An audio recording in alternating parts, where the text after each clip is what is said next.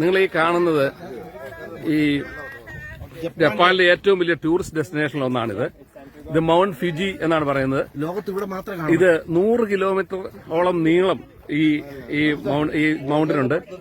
അതോടൊപ്പം 300 വർഷങ്ങൾക്ക് മുമ്പ് ഇവിടെ നടന്ന വോൾക്കാനോ എറപ്ഷൻ, അതായത് നമ്മുടെ വോൾക്കാനോ പൊട്ടിത്തെറിച്ചതിന്റെ ഭാഗമായിട്ട് 2 ചെറിയ മലകൾ അതിന്റെ സൈഡിൽ കാണാം.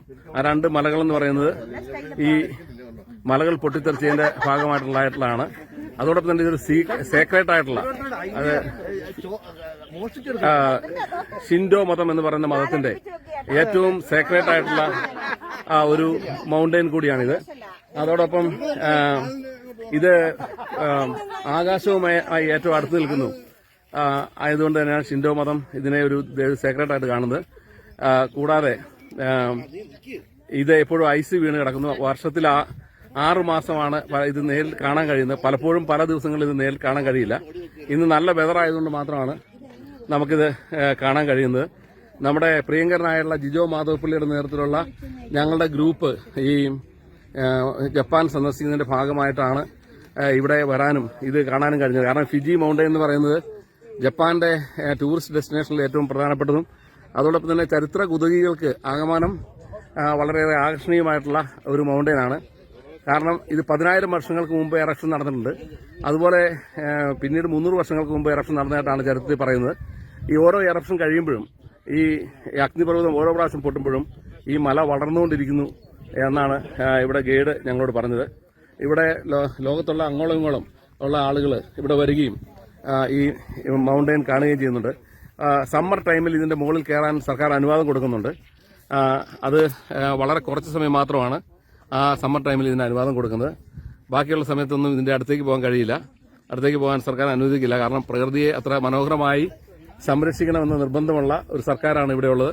നമ്മളിവിടെ റോഡുകളിലൂടെയും അതുപോലെ തന്നെ മലകളിലൂടെയൊക്കെ സഞ്ചരിക്കുമ്പം അവർക്ക് പ്രകൃതിയോടും അതോടൊപ്പം തന്നെ സസ്യ ജീവജാലങ്ങളോടുമുള്ള ബഹുമാനം എത്രമാത്രം ഉണ്ടെന്ന് നമുക്ക് കണ്ടറിയാൻ കഴിയും. കാരണം അവർ എത്ര മനോഹരമായിട്ടാണ് ഇതൊക്കെ സംരക്ഷിച്ചിട്ടുള്ളതെന്ന് നമുക്ക് മനസ്സിലാക്കാൻ കഴിയും. അതുകൊണ്ട് തന്നെ ഇത് ഈ മലയിലേക്ക് കൂടുതൽ ആളുകളെ കടന്നു പോകാനോ അത് ഡിസ്ട്രാക്ട് ചെയ്യാനോ അതിന്റെ ആ സൗന്ദര്യം കളയാനോ ഒന്നും അവരനുവദിക്കില്ല. അതോടൊപ്പം തന്നെ ഇതിനൊരു റിലീജിയസ് ആയിട്ടുള്ള പശ്ചാത്തലം കൂടിയുണ്ട്. അതൊക്കെ ഈ മൗണ്ടെയിന്റെ ജാക്ക്, എക്സ്ക്യൂസ് മീ 1 മിനിറ്റ്. നമുക്ക് നമ്മുടെ ഗൈഡ് ഇതിനെപ്പറ്റി വളരെ ഷോർട്ടായിട്ടൊന്ന് വിശദീകരിക്കും. One second. Yeah, you can go, no problem. Come on. Could you please explain what is the speciality of this mountain? Okay. Hi. This is Mount Fuji. Yeah. And it's like beautiful mountain. Yeah. And people really like this mountain in Japan. Japan, okay. Yeah. Here is the Shinto religion in Japan.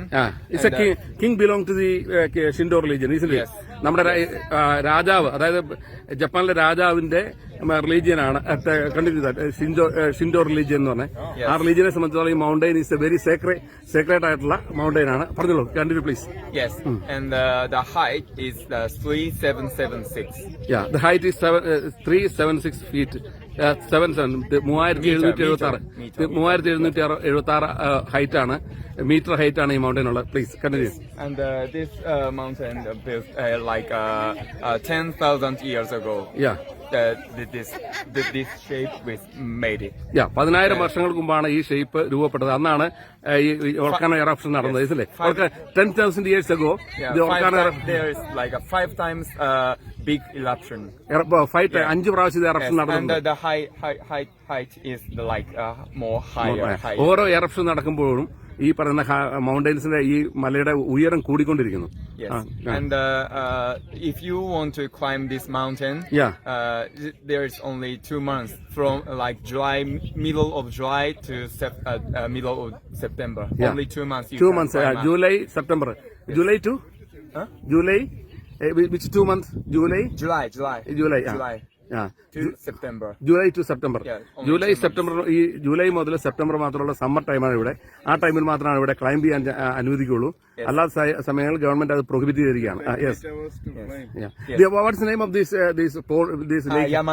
Yamanaka-ko. Yeah. It's Yamanaka It's a very Lake. close with this lake is a very close with the Yes, and there is the 5 lakes nearby Mount Fuji, and this one is the biggest one. Okay. Yes. ഈ mount ഫിജിയുടെ feedings and mount ഫിജിയിൽ നിന്ന് ഒഴുകി വരുന്ന വെള്ളം കൊണ്ട് 5 lakes around this ഈ പറഞ്ഞ Fiji mountain ഉണ്ട്. അതിൽ ഏറ്റവും വലുതാണ്. ഇതിന്റെ പേരാണ് watts name of this? Yamanaka. ഇതിന്റെ യമനാക്ക ലേക്ക്. എന്തായാലും the lots of people coming from the different parts of world for visiting this mountain, isn't it? Yeah, most of the Japanese very interested to come here and visit this mountain, isn't it? Yes.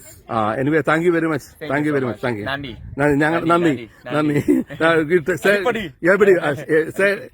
അടിപൊളി. ഞങ്ങളുടെ ഗൈഡാണ്. What's your name? Ken. I'm a Ken. You are Ken. ഞങ്ങളുടെ ഗൈഡാണ്. 3 പേരുണ്ട് ഇവര്. അതിൽ കെന്നെ ഞങ്ങളുടെ കൂടെ വളരെ നന്നായി സഹകരിച്ച് എല്ലാം വിശദീകരിക്കുന്നതിൽ അദ്ദേഹത്തിന്റെ English is also very nice. അപ്പൊ എല്ലാം കൊണ്ടും വളരെ ഞങ്ങളുടെ സഹകരണമുള്ളതാണ്. Thank you Ken. Thank you so much. Thank U.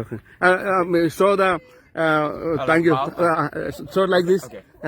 Japanese അരിഹാത്തോ. ജപ്പാനീസ് ആളുകളെ ബഹുമാനിക്കുന്നത് ഇങ്ങനെയാണ്. Thank U.